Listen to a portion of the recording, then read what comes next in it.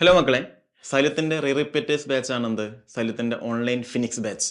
അപ്പോൾ ആ ഫിനിക്സ് ബാച്ചിനെ കുറിച്ച് എല്ലാവർക്കും ഡീറ്റെയിൽ ആയിട്ട് കാര്യങ്ങളൊക്കെ അറിയിലുണ്ടാകും. അപ്പോൾ ഈ ഒരു ബാച്ചിൽ നമ്മൾ ഈ ഒരു അക്കാഡമിക് ഇയറിൽ കടന്നു പോകുന്ന കാര്യങ്ങളാണ് നമ്മൾ എന്ത് ചെയ്യാൻ പോകുന്നത്, ഈ ഒരു വീഡിയോയിലൂടെ ചെയ്യുന്നത്. ആദ്യം തന്നെ പറയാം, നിങ്ങൾ ഒരു കൊല്ലം റിപ്പീറ്റ് ചെയ്ത മക്കളാണ്. അതുകൊണ്ട് തന്നെ നമ്മൾ ഇപ്രാവശ്യം നിങ്ങൾക്ക് ക്ലാസ് എടുക്കുമ്പോൾ തിയറി എല്ലാം പറയും, പക്ഷെ കൂടുതലായിട്ട് ക്വസ്റ്റ്യൻസിലൂടെ ആയിരിക്കും നമ്മൾ എന്ത് ചെയ്യുക, കൂടുതൽ കൺസെപ്റ്റുകൾ എന്ത് ചെയ്യുക, പഠിപ്പിക്കുക. ഒരു chapter for example some basic concept of chemistry ആണെങ്കിൽ തിയറി എല്ലാം പറയും, പക്ഷെ നമ്മൾ കൂടുതൽ ഇമ്പോർട്ടൻസ് എന്തിനു കൊടുക്കും, ക്വസ്റ്റ്യൻസിന് എന്തെങ്കിലും കൊടുക്കും. കാരണം ക്വസ്റ്റ്യൻസിലൂടെയാണ് നമ്മൾ എന്ത് ചെയ്യേണ്ടത്, ഡീറ്റെയിൽ ആയിട്ട് കാര്യങ്ങൾ എന്ത് ചെയ്യേണ്ടത്, പഠിച്ചെടുക്കേണ്ടത്. കാരണം നിങ്ങൾ ഒരു വർഷം പഠിച്ച കുട്ടികളാണല്ലോ. അപ്പം നമ്മൾ എന്ത് ചെയ്യാം, ഒരു അക്കാഡമിക് ഇയർ ഞാൻ എന്ത് ചെയ്യാം ഒന്ന് പറഞ്ഞു തരാം. ഈ ഒരു വർഷം നിങ്ങൾ കടന്നു പോകുന്ന പ്ലാൻ നമുക്ക് എന്ത് ചെയ്യാം ഒന്ന് പറയാം. നമ്മൾ ജൂലൈ ക്ലാസ് എന്ത് ചെയ്യും, സ്റ്റാർട്ട് ചെയ്യും. ജൂലൈ ഫോർ കെമിസ്ട്രിയിലെ കാര്യത്തിലൊക്കെ പറയുകയാണെങ്കിൽ some basic structure of atom solution എന്നുള്ള ചാപ്റ്ററൊക്കെ എന്ത് ചെയ്യും, കംപ്ലീറ്റ് ആക്കും. അതേപോലെ ഫിസിക്സിൽ ഒരു ആദ്യത്തെ 5 ചാപ്റ്റേഴ്സ് എന്ത് ചെയ്യുന്നുണ്ട്, കംപ്ലീറ്റ് ആക്കുന്നുണ്ട്. അങ്ങനെ ജൂലൈ ക്ലാസ് സ്റ്റാർട്ട് ചെയ്തതിന് ശേഷം ഓഗസ്റ്റും അതേപോലെ സെപ്റ്റംബർ, ഒക്ടോബർ, നവംബർ, ജാനുവരി ആകുമ്പോൾ നിങ്ങൾ ടോപ്പിക് എന്ത് ചെയ്യും, എൻ്റർലി എന്താകും, കംപ്ലീറ്റ് ആവും. അപ്പോൾ ഏകദേശം നമുക്ക് ജാനുവരി കഴിഞ്ഞാൽ തന്നെ ബാക്കി എത്ര സമയമുണ്ട്, ഫെബ്രുവരി, മാർച്ച്, ഏപ്രിൽ, പിന്നെ മെയ് ഫസ്റ്റ് വീക്കായിരിക്കും നിങ്ങൾ എക്സാം ഉണ്ടാവുക. അപ്പോൾ ഏകദേശം ഒരു 3-3.5 മാസം നമുക്ക് പിന്നെ റിവിഷൻ ചെയ്യാൻ എന്തുണ്ട്, സമയമുണ്ട്. അപ്പോൾ എത്രത്തോളം ടോപ്പിക്ക് പെട്ടെന്ന് കംപ്ലീറ്റ് ആകുന്നുണ്ടോ അതിനനുസരിച്ച് നമുക്ക് എന്ത് ചെയ്യാം, ഈ പഠിച്ച കാര്യങ്ങളൊക്കെ എന്ത് ചെയ്യണം, റിവിഷൻ ചെയ്യണം അല്ലേ. അപ്പോൾ റിവിഷൻ പ്രോഗ്രാം എങ്ങനെയായിരിക്കും എന്നും കൂടി നമുക്ക് എന്ത് ചെയ്യാം, ഈ ഒരു വീഡിയോയിലൂടെ എന്ത് ചെയ്യാം പറയാം. ഞാൻ പറഞ്ഞു ജാനുവരി നമ്മളെ ക്ലാസ് ഉണ്ടാവും, അവസാനിക്കും. ജാനുവരിക്ക് ശേഷം അവിടെ എന്തുണ്ട്, നിങ്ങൾ പിന്നെ ക്ലാസ്സിന് ശേഷം നിങ്ങൾ പിന്നെ സ്വന്തമായിട്ട് നിങ്ങൾ പഠിക്കാൻ പറ്റില്ലല്ല, പിന്നെ ഈ ടോപ്പിക്ക് തന്നെ റിവിഷൻ, അതായത് ഓരോരോ ചാപ്റ്ററിനും 2 മണിക്കൂർ വീതം XPL നീറ്റ് എന്ന് പറയും, സൈലം പ്രീമിയർ ലീഗ് നീറ്റ് എന്നാണ് അതിനെക്കൊണ്ട് ഉദ്ദേശിക്കുന്നത്. അതായത് ഓരോരോ ചാപ്റ്ററും 2 മണിക്കൂർ വീതം അതിലുള്ള ഇമ്പോർട്ടൻ്റ് ആയിട്ടുള്ള ക്വസ്റ്റ്യൻസും കാര്യങ്ങളും ചെയ്യിപ്പിച്ചിട്ട് വീണ്ടും ആ ചാപ്റ്റർ എന്ത് ചെയ്യാം, നമുക്ക് എന്ത് ചെയ്യാം, ഒന്ന് ഓർത്തെടുക്കാം.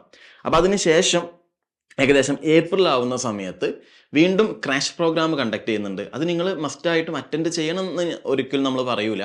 അതായത് റിവിഷൻ വേണ്ടവർക്ക് മാത്രം എന്ത് ചെയ്താൽ മതി, ആ ക്രാഷ് പ്രോഗ്രാം എന്ത് ചെയ്താൽ മതി, അറ്റൻഡ് ചെയ്താൽ മതി.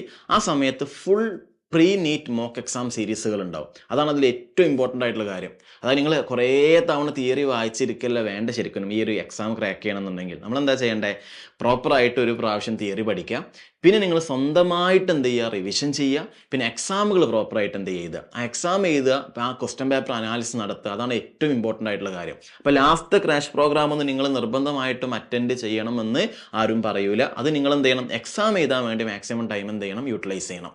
അപ്പോൾ ഇത്രയും കാര്യങ്ങളാണ് ആക്ച്വലി നമുക്ക് ഈ ഒരു അക്കാഡമിക് ഇയറിൽ ഉണ്ടാവുക. ജൂലൈ ക്ലാസ് സ്റ്റാർട്ട് ചെയ്യുന്നു, ജാനുവരി ക്ലാസ് അവസാനിക്കും, പിന്നെ ജാനുവരി തൊട്ട് ഒരു റിവിഷൻ പ്രോഗ്രാം ഉണ്ടാകും മാർച്ച് വരെ, പിന്നെ മാർച്ച് തൊട്ട് ഏപ്രിൽ വരെ വേറൊരു റിവിഷൻ പ്രോഗ്രാം ഉണ്ടാവും. അത് നിർബന്ധമായിട്ട് നിങ്ങൾ അറ്റൻഡ് ചെയ്യണം നിർബന്ധമൊന്നുമില്ല.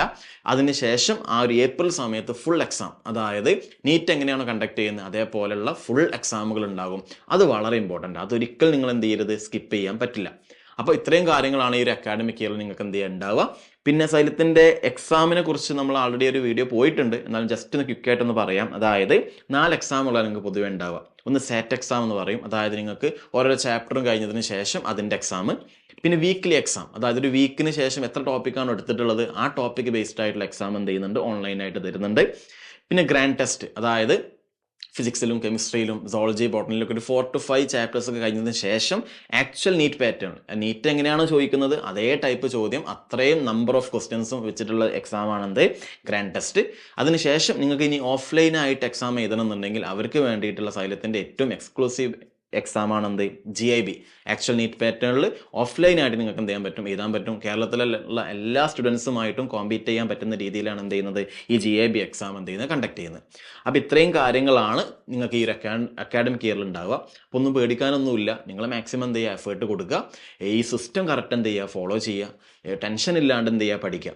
അതാണ് ഏറ്റവും മെയിൻ. ടെൻഷൻ ഇല്ലാണ്ട് നിങ്ങൾ എത്രത്തോളം അടിപൊളിയായിട്ട് എക്സാം എഴുതാൻ പറ്റുന്നുണ്ടോ അവർക്ക് ഈ എക്സാം എന്ത് ചെയ്യാൻ പറ്റും, കൂളായിട്ട് ക്രാക്ക് ചെയ്തെടുക്കാൻ പറ്റും. അപ്പോൾ ഒട്ടും വൈകിക്കേണ്ട. നമ്മൾ ആൾറെഡി അഡ്മിഷനും കാര്യങ്ങളൊക്കെ തുടങ്ങിയിട്ടുണ്ട്, ക്ലാസ് തുടങ്ങിയിട്ടേ ഉള്ളൂ. അതുകൊണ്ട് തന്നെ വീണ്ടും നിങ്ങൾക്ക് എന്ത് ചെയ്യാം, റെക്കോർഡായിട്ട് ക്ലാസ് കാണാനൊക്കെ പറ്റും. അപ്പോൾ എത്രയും പെട്ടെന്ന് നിങ്ങൾ എന്ത് ചെയ്യുക, ഈ ബാച്ചിൽ എന്ത് ചെയ്യുക, അഡ്മിഷൻ എടുക്കുക. നമുക്ക് ലൈവിൽ വെച്ച് കാണാം. അതുവരെ